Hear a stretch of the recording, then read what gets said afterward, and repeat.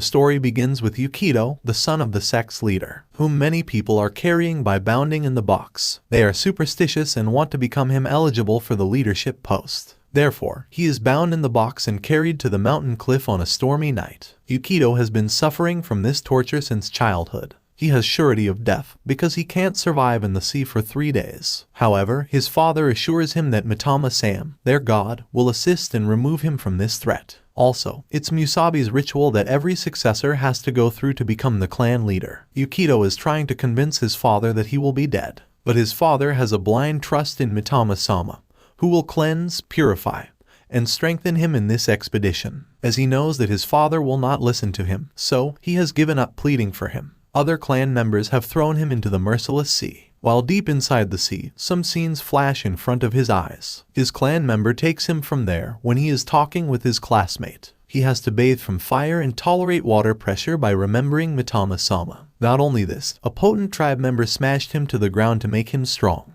After passing so much disastrous events, he has arrived at the high school hopeful. But never-ending torture doesn't leave him here. The fishy thing is behind his shoes, and trash is on his head, according to the entrance ceremony. Over time, his eyes have dead while watching adult movies. He hasn't a single pleasurable moment to remember. That's why he desires to have a life without religion and God, where he can make friends like others and lead a normal life. His eyes are closed as if this sea is swiftly taking his life. When he is opening eyes, the girl is with him and reading a book about curing men. She has started moving his lever to make him recover. With the assistance of book, he has gained the senses. Also, Allura wants to help him until he is completely healed. She offers to visit her restaurant and have a free meal whenever he wants. By looking at this village, Yukito has perceived that this is a parallel world he has dreamed of. So, he inquires about the Adventurer Guild to know about the situation. Yukito is happy, thinking he has been reborn and will have magic and thrill in this life. Also, his previous life was hell, so he has decided to utilize and live this life on his according.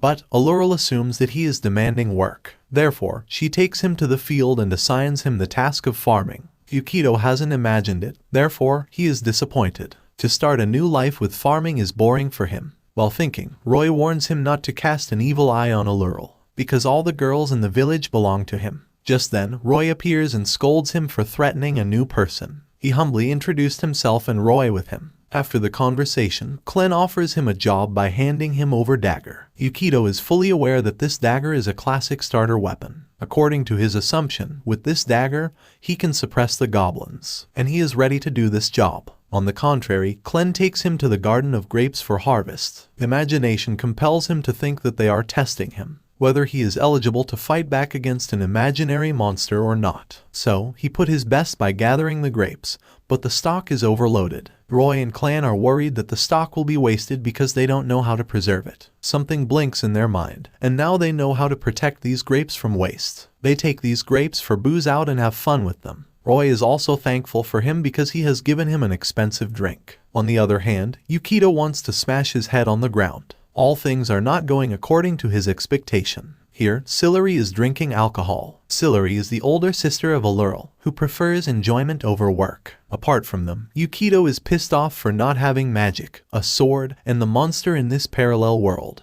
The following day, when he pondered about his dream while farming as he is used to, he looks at the stranger who is rushing out and screaming. A huge beast is at his back. Roy corrects that he is a strange beast. By watching the strange beast before him, Yukito cannot understand what he should do. So, Roy takes the lead on it, unleashes the book, and Yukito is happy by thinking he is performing magic. But Roy prefers to run by taking with him. They have survived the strange beast, but he is burned up, because they preferred to rush out instead of facing the monster. Roy has his reason that he can't put his life in danger. However, Yukito inquires whether the book is for performing magic. Roy's answer widened his eyes because this book is for escaping from the risk and protecting themselves. Now, Yukito is disappointed that there is no magic in this world. When he reaches the hotel, then Allura is dressing his wounded arms, as the magic is not here so his wound will be healed manually. After that, he starts drinking with the villagers and enjoying it. This parallel world does not fit his imagination,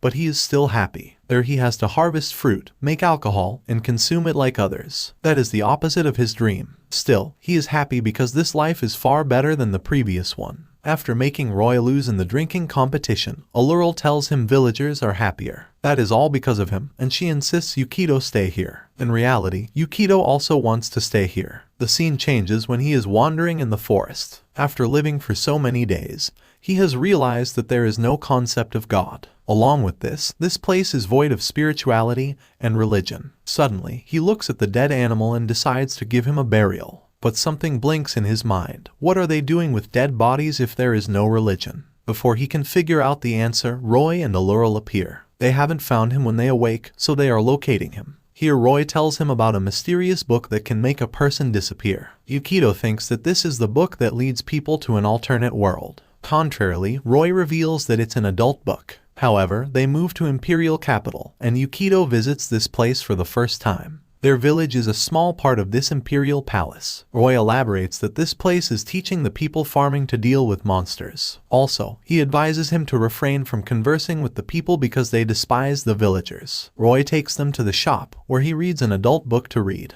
But Roy and Allurl are startled by how he can read this book boldly. Yukito gives them another shock by telling them that that is an art that is placed in the museum. Now, they have startled, doubting where he came from, because these things are forbidden in this city. However, they have also started reading a book while blushing. While going back to their house, Yukito notices people whom soldiers are compelling to drink something. After drinking, they die, and Yukito is bewildered about why they are doing this. Suddenly, Allurl holds his hand and takes him out of the crowd. She informs him that this is called the end of life, where people must end their lives. They have to end their life when the country commands them to do it. They haven't another option. By hearing this, he is concerned about his villagers' comrades, but Roy explains that they treat them differently. He changes the topic and takes Yukito from here. When Yukito has gone, city people show their hatred by saying, "Despicable people." They are annoyed by their visit to their city. Also, they want to keep them in isolation camps. Allurl has hurt and rushes to her restaurant. At night, Allurl arrives on Yukito's bed and wants to try everything mentioned in the book. She wants to try it out to enhance his energy, but Yukito continuously forbids her to do so, because she needs to understand the book. She has bounded Yukito from the rope when she has gained her senses. Now, she has realized her fault and apologizes to him. Just then, Yukito inquires why people hate her. Allurl shows her sign that makes her distinguish herself from the city people. This sign signifies that she is not eligible to live in the city. Also, she should be in an isolation camp.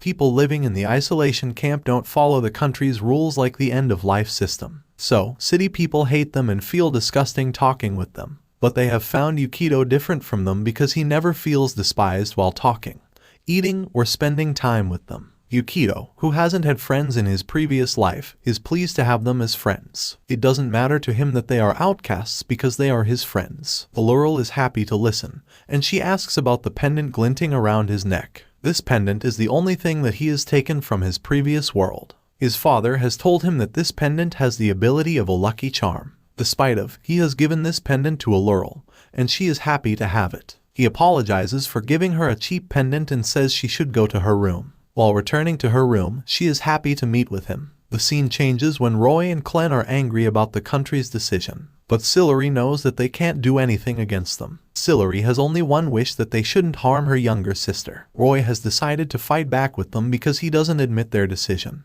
The following morning, Yukito notices that restaurant is empty. When he gets outside, he looks at Roy, who is beaten hard by the city's soldiers. Also, they have taken Sillery and Allurl to take their life forcefully. They don't instruct them to take their life, rather forcefully take their life by hanging or beheading them. Today is the day when they are going to execute them. Yukito wants to do something to save their life. Clen appears by bringing the carriage, and both move to save their friends. In the city, they have already hanged Sillery, and they do not have enough time. Thus, they have decided to beheading the remaining one. Eldir pushed Allurl's head to the ground. At this time, Yukito has arrived and starts fighting with the soldiers. They ask who you are and why he is fighting for these people. Then he straightforwardly says that these are his friends. Yukito is in anger and inquires why they are being hanged. Then the commander appears and informs him that they are deviants who fear death. So, it's their punishment to be killed. Yukito doesn't consider it a crime not to fear death. In this city, it's a huge crime because ending life is the truth, and they shouldn't be terrified. The city people are watching this massacre. Also, the commander thinks that the emperor has made pity on them for creating an isolation camp. He takes out his sword and stabs Yukito, which has made a hole in his stomach. By watching him injured, Allurl yells and he stabs her, making her fall to the ground. Yukito drags himself to her and watches Allurl, who has died. At this time, his father's words are resounding in his ear that Mitama-sama will save him. Right now, he thinks these people are innocent and kind. They don't deserve this death. He remembers his father's words and tries to have faith in Mitama-sama by holding the pendant. The pendant has entered the sky, and his voice has reached the goddess. Lightning appears, and Goddess appears from the sun. Also, she has landed on the earth, and everyone is amazed to see her power. But her sole focus is on Yukito, who has died, and she hugs him. She is happy because he has called her. Soon, she realizes that he is not talking and everyone around him is responsible. To cleanse them, she takes out the hands that have taken them deep into the earth. After that, she has healed Allurl and Yukito. Allurl is surprised that she is alive and looking at Mitama-sama hanging on Yukito's shoulders. But he claims that he doesn't know her. Mitama-sama introduces herself and elaborates that she is here at the call of Yukito. After this episode ends,